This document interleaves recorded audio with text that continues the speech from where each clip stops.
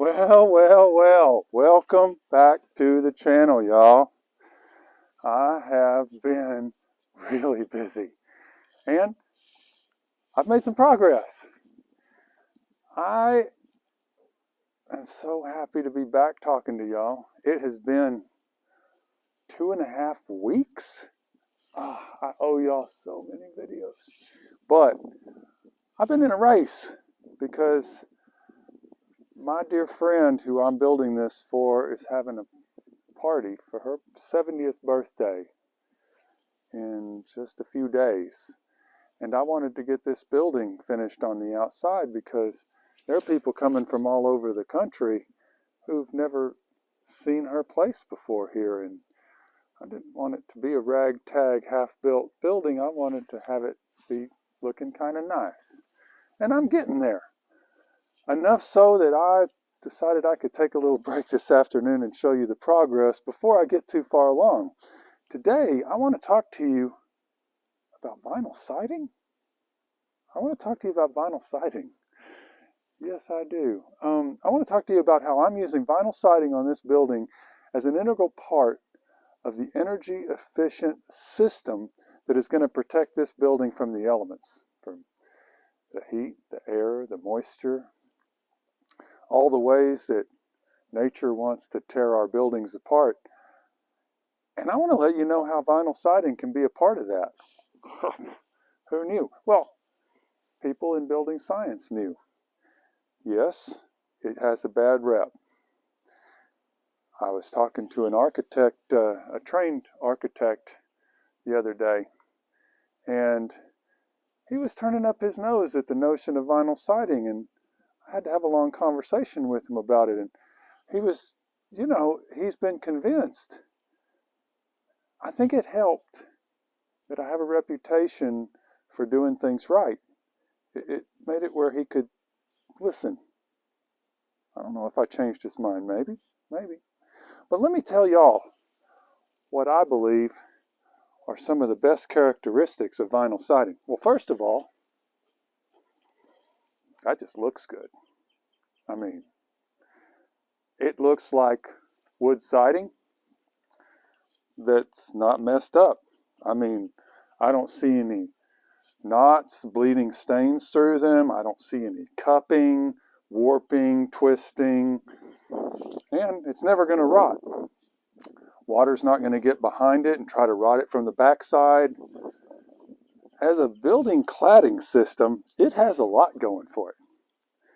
And this is a premium vinyl siding. By premium, I mean it has a thicker extrusion and it's insulated on the back with expanded polystyrene to an R3 rated insulation, which I'm putting on top of an R3 of extruded polystyrene. That's XPS. The white stuff with the little foam beads is EPS. They're built in a different way, and the EPS is actually, it's really not bad for the environment when what it releases when it's being made, how it's handled in the environment in its life cycle. It's really not bad stuff. Insects don't love it. And as a part of this vinyl siding system, it's rather good. Now, I want to talk to you about how this goes together just a little bit. I'm not going to show you how to install vinyl siding, but I'm going to show you a few things that are important. One thing to note is that vinyl siding is not secured tight to the building. It hangs on the building. It just hangs on the building. And it's very important that when you fasten it, that you don't fasten it really tight. More on that in a minute. Vinyl also, it's plastic. It's it comes out of an oil well and it's organic. It's plastic. So it expands quite a bit when it gets hot. Well, today it's about 70 degrees. Texas summer is going to be a lot hotter, and when it is, this piece of vinyl siding can grow in length. So what you do, you've got these extrusions that capture it, and you just leave it a little bit short on the ends. This will get a piece of wood trim on it, and I'll show you more about that in a second too. Now, this piece has been trimmed. This isn't a piece I'm going to install here, but I just wanted to show you how it hangs and clips in. Okay? I'm going to show you a little bit about, I don't have anybody helping me today, so I'm going to have to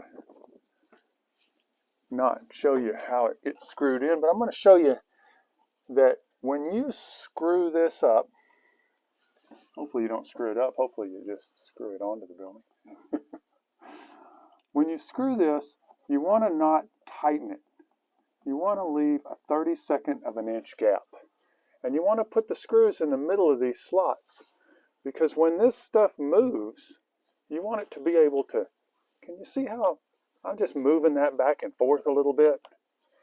Because when this expands and contracts, you want it to be able to move. And if you've ever seen a siding, a vinyl siding building, where this vinyl siding is warped, well, that's because somebody screwed it too tight. They tighten these screws down, and every box says not to do that. Leave gaps everywhere. And when you tighten those down and then the vinyl expands, it's got nowhere to go. If you cut it tight everywhere, or you don't have a little expansion gap on the ends, it has nowhere to go. And so it starts to buckle in the heat, and then it holds that shape. What you want is for this siding, now this has that foam behind it, so it's got some backing, but it also has some movement. It has the ability to give. And that means that it is resilient to the elements, the heat, racking of buildings, or anything like that. It has a lot of resilience. There are places now where you want it tight. I cut it tight on this end, and I secured this top screw, or this corner piece, I secured it solid and put the screw all the way at the top, so it won't come down and open up that visible joint. Now this piece can move, but it's going to move only in the up and down direction below that screw. So it's loose to where it can move. You can see that movement? It's loose where it can move up and down, but not where it counts. So those are important things. Now, here's where I'm going to air seal it. So I've got a sconce going on the wall here. I took a shallow box and screwed it directly onto the EPS. And then I used a mastic that does not attack vinyl, so it doesn't attack this insulation. And I air sealed it to the membrane back behind this. So it's airtight, watertight. You could spray this with water. Water wouldn't get into the wall. And then, when the siding goes around it, it'll get cut in close around it. And if water gets in behind that, it won't because it's underneath this overhang. But let's say somebody power washes the building and a little water gets behind there. That water can track in behind this siding, but knock my level over. That's good. Water can track down this foam sheathing. Behind the foam sheathing is another layer of waterproofing, if you recall. And it all drains out the bottom. So you have, in this building, you actually have 3 drainage planes. This vinyl siding, when water hits this vinyl siding, if any water gets in behind the siding, it has weep holes that lets it weep out. And it can drain in behind these corners. These corners will carry the water on down to the bottom and drain out the bottom. So you want to always leave little gaps where that water can drain out. And so you've got the drainage plane of the vinyl siding, and it's a good one. Then you got the drainage plane in this case, of the foam sheathing. On most of my buildings, it would be 2 inches of polyisocyanurate foam with a foil face, but here I went a little cheaper. Then you've got the membrane behind it, but in this case, I just used a layer of number 30 felt.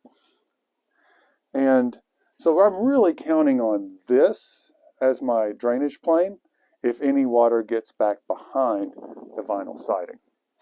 Vinyl siding is really resilient for keeping water out though. And then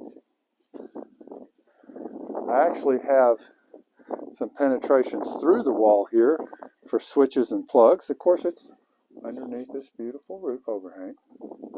But, you know, people are crazy. They'll spray the wall off with a power washer. You can't, you know, you have to build something so that people can make mistakes and not create problems for themselves down the line. So this box is sealed in before the vinyl siding. When the vinyl siding went in, this box got sealed in around the membrane as the vinyl siding got put in. So it got sealed, the vinyl siding got put in, the box got pushed into the sealant, and then it's also sealed in the back with spray foam for air sealing this box. I could have used a sealed box. This is what I had, so I just sealed the box myself. And then we've also got, okay, so before I go inside, I want to show you around my doors and windows, I didn't want vinyl trim. I wanted a wood trim. So I used the pressure treated pine corral boards. And I ripped them to make a casing, and I made a deep pocket here. I furred the window out. The membrane that seals the wall to the door is in this little gap right here, and then this captures it. So this door is air sealed to the wall back behind all of this structure. So this is an airtight door assembly. And the windows are the same way. You can see a little bit more here. You've got this membrane that's sealed to the drainage plane, and then it's trapped in this little gap. You might be able to see the edge. Yeah, you can kind of see the edge of it back in there. That's trapping that air barrier. And now let's go inside. So on top of the R3 and the R3 on the outside, I also put an R13 on the inside, just in the form of fiberglass bats. And I don't really ever use fiberglass bats, but this is just a little shed that I need this shed to perform well, but I decided to use just fiberglass bats in here and put an R6 on the outside. It's going to perform great. And then along the top, where I've got the framing above the wall, I use 2 1/4 inches of polyisocyanurate foam. And they're rips that go up there. This ceiling has all been finished. It's got 3 coats of an oil-based urethane finish that'll hold up for years and years and years. I surface mounted the electrical fixture on this beam. I'll have an LED strip up here that's for big light, and then this has got this cool little spider looking light fixture that's going here, and it'll be able to give a little ambiance in here, but give some good lighting around for my sink cabinet that's going here, bench and shelving. But when you want real light, we'll turn on the LED strip up here and blast light into the room. So that gives me, those 3 systems of insulation gives me good thermal performance.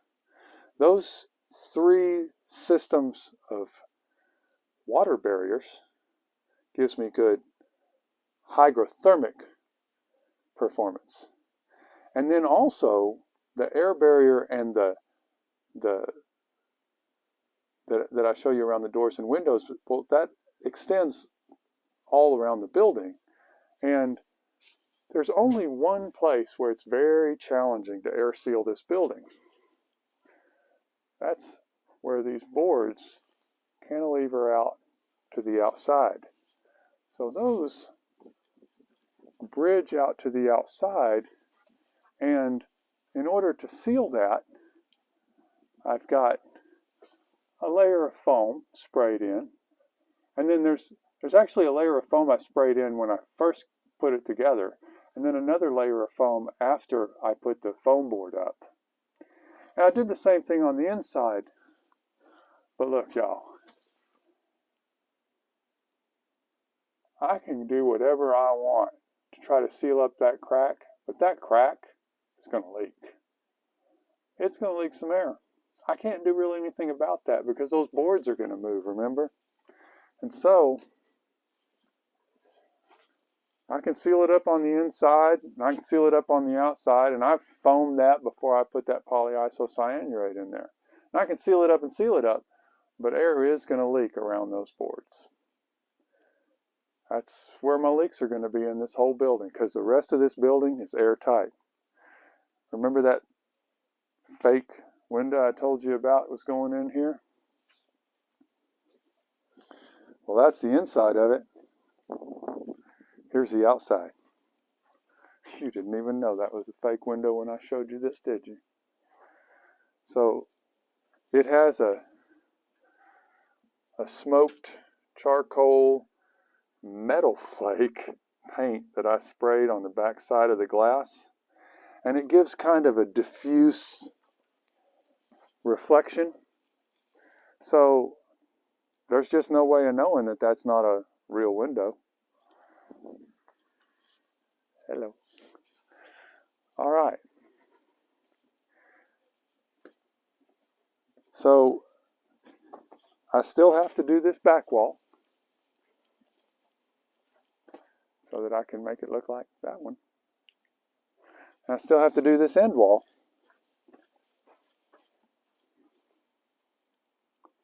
But we're getting there. I'm getting there. I'll be done in a day or two with this siding. And I've got another video to bring to you right after this one, because holy moly, solar panels are on the roof. That's right. We're getting there. I'll do a whole nother video about that for you. Looking forward to that one too. Got a few more coming. If you haven't liked and subscribed to this channel, I would be so grateful if you would. I know I haven't been doing my part. I'm really sorry about that. But I'm under the gun, y'all. After the birthday party's over, I got another big thing coming up, because I'm leaving. More about that later. Please like and subscribe. I won't leave y'all if y'all won't leave me. Thank you. Appreciate your time.